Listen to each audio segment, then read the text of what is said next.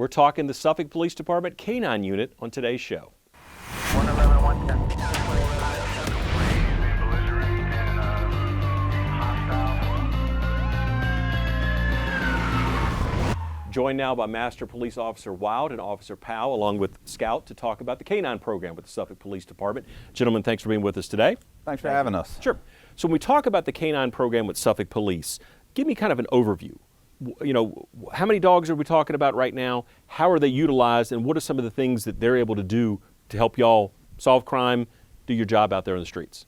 Well, we currently have 2 active dogs working the street. They're fully certified and fully trained.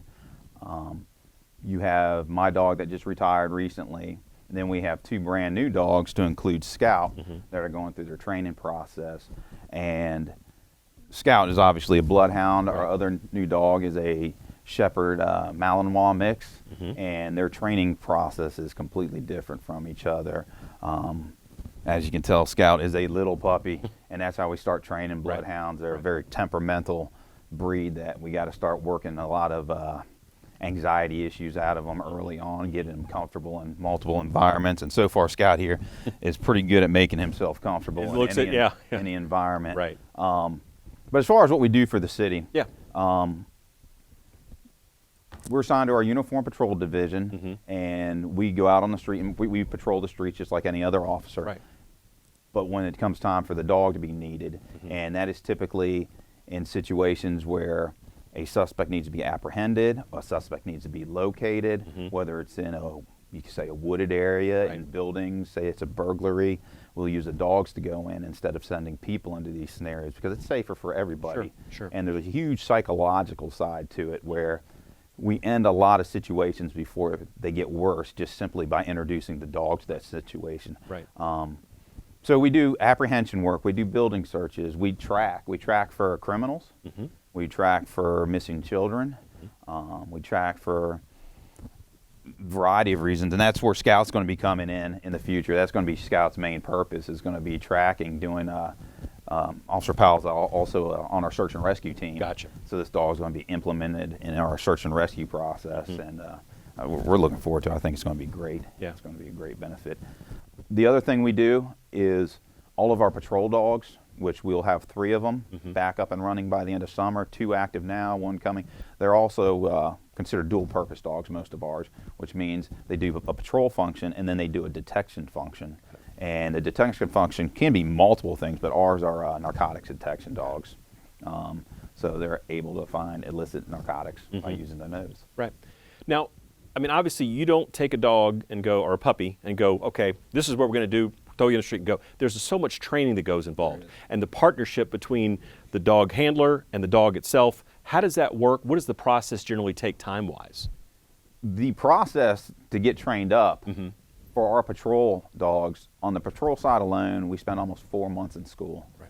And then once you graduate from your patrol school, which means you also have to get certified, so you go through the school, you get certified, then you got your patrol certification, and then you have to go through the detection certification, which is up to 3 months long. Really? Just to teach it the drug side. Right.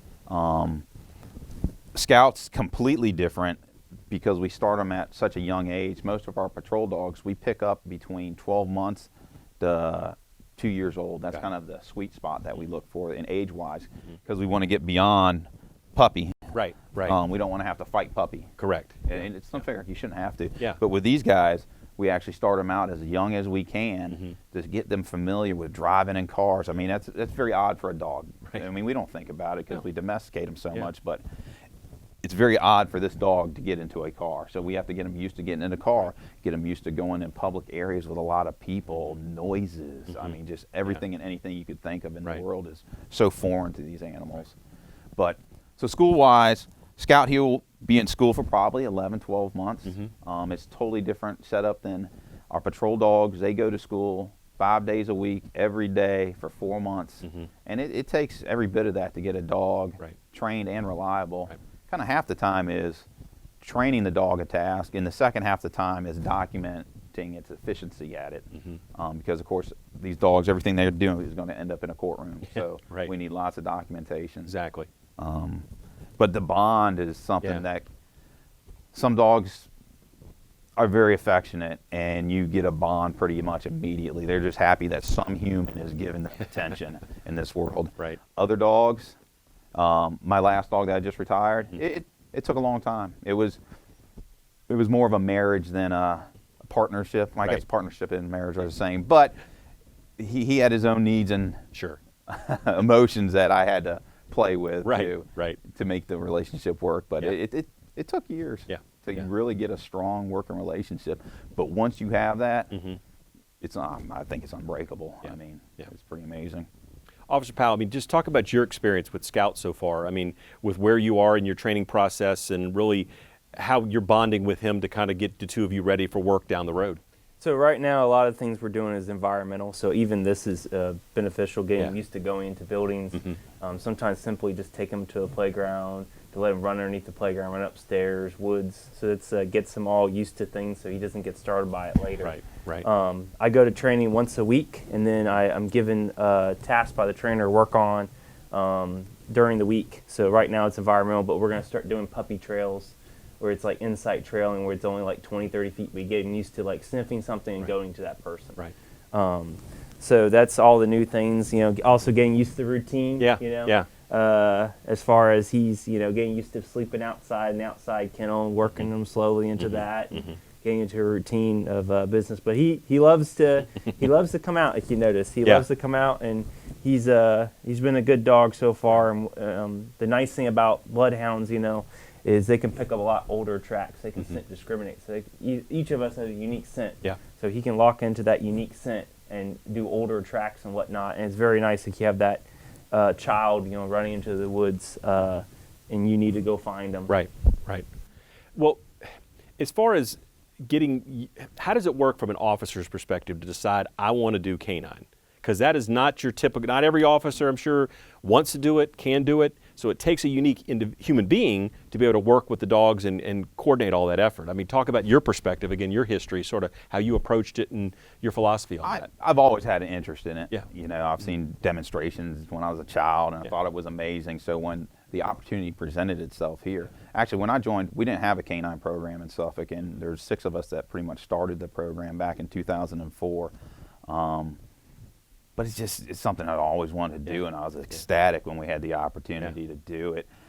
I think most of us are the same in the fact that we all grew up with dogs, and to be able to extend that into our careers is it's an amazing proposition. But one thing we do in our testing process, when we post for a new handler position, we have a whole testing process. There's a oral review board. There's things you have to present to us. Sure. But one of the things we do is we make you go out there and we put a bite suit on you, and we put you in a field, and we take baby steps working up to a full-on bite. Right. But we're going to make sure you understand that, for one, we're going to see if there's any fears inherent that you didn't know you had. Right. Because when you see a dog coming at you, I've been doing this 17 years, and still when you're hiding in a dark building with a bite suit on and you start hearing that breathing coming around the corner, you're like, Heart starts to pump. Yeah, you can't hide it. You can't hide it. Still today, you're like, okay, I hope I catch him right. I hope he gets the bite suit and not my hand. Right.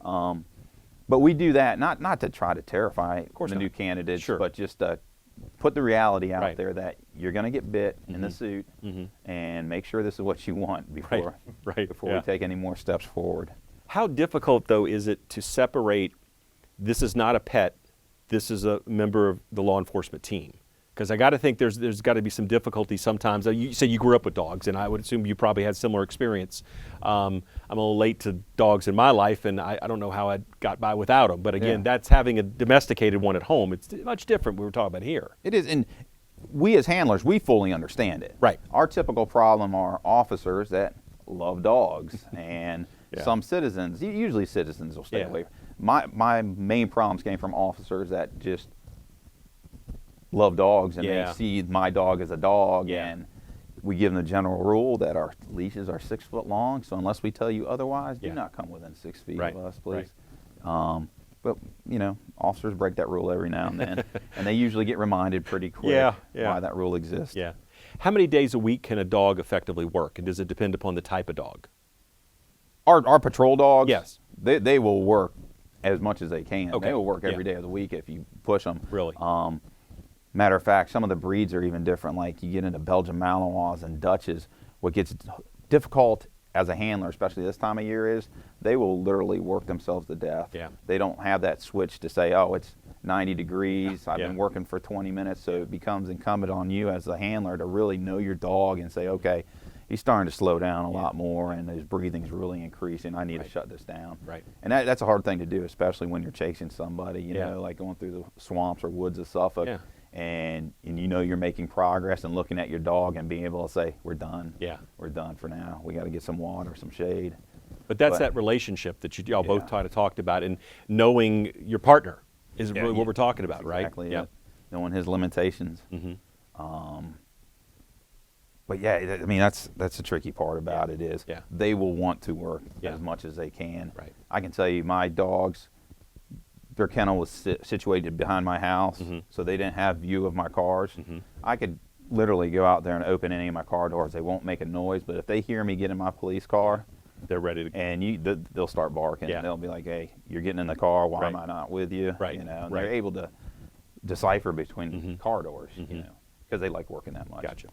And then the dogs themselves, they're kept at your individual homes, correct? They are. There's not a kennel or something that they go to, and then you go get the dog from there. They're integrated into your life, Yeah. right? Yes, With the family and everything. the right? department Yeah. provides us with kennels Yeah. for our yards. Yes.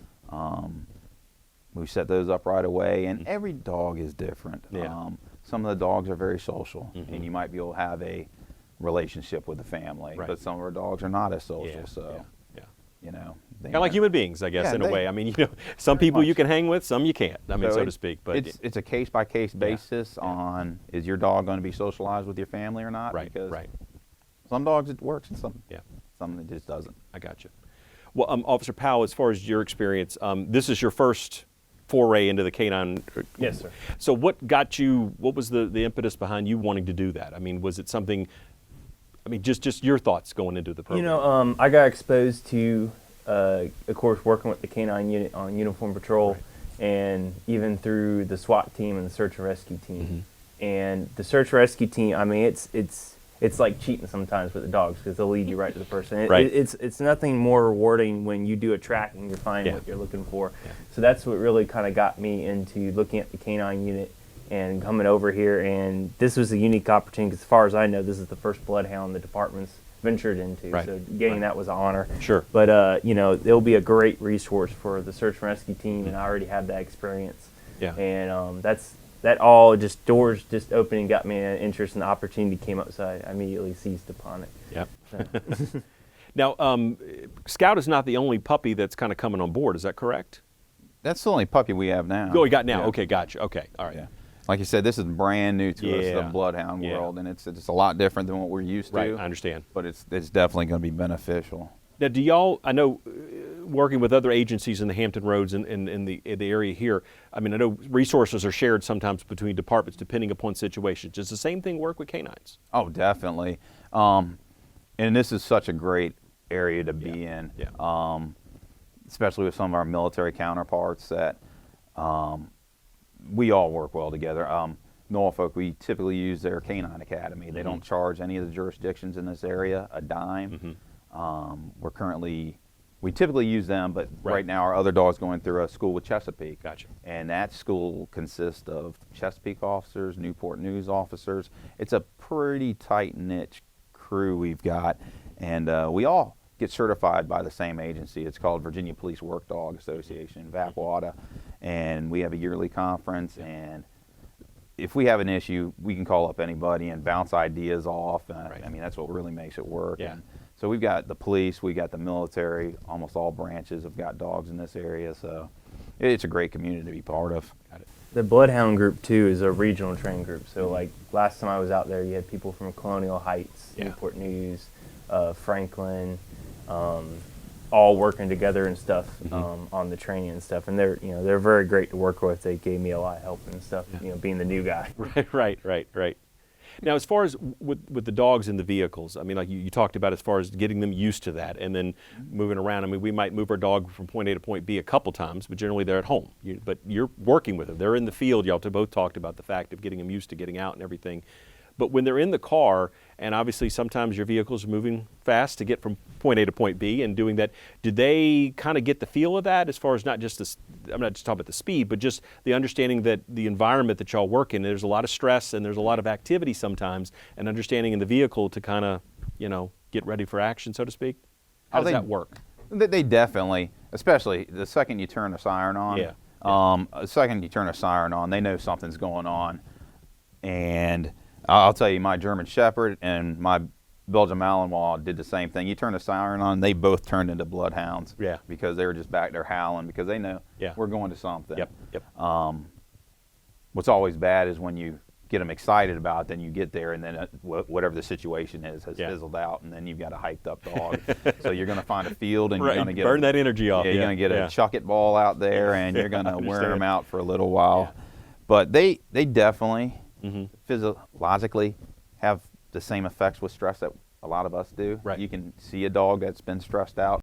The more you're in it with your dog, the more you get to recognize the signs. And But I know that in historically, the Suffolk Police Department has done some demonstrations at different events and things like that to showcase the canines that work there. Y'all are still doing that, right? As far as to help inform the public and show the use, or how is that kind of working? Definitely. Yeah. COVID threw a huge monkey wrench in this.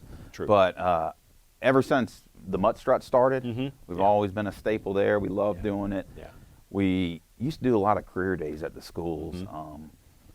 And that was actually, I enjoyed that a lot. Yeah. The kids loved it. Sure. They're real receptive to it. Yeah.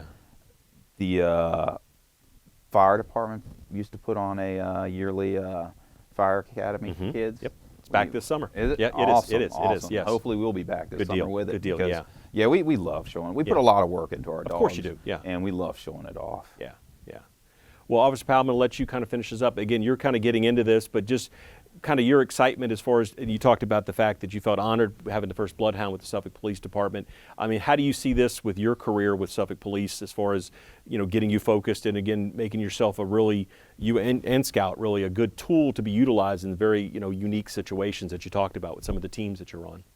Well, like I said, I'm still on the STAR team, so we'll definitely be able to use them for search and rescue Right. missions in the woods and whatnot. So I'm really, you know, focusing on the trainer right now. I'm given assignments by the trainer, so I'm making sure I'm meeting everything he needs me to do during the week. Yes. So that way we can turn them into a huge asset. We've called in bloodhounds before from other jurisdictions, Yeah. and they can do tracks for miles. And so I'm really excited about everything. And like I said, I'm just focused on the train now, Yeah. get through that first step.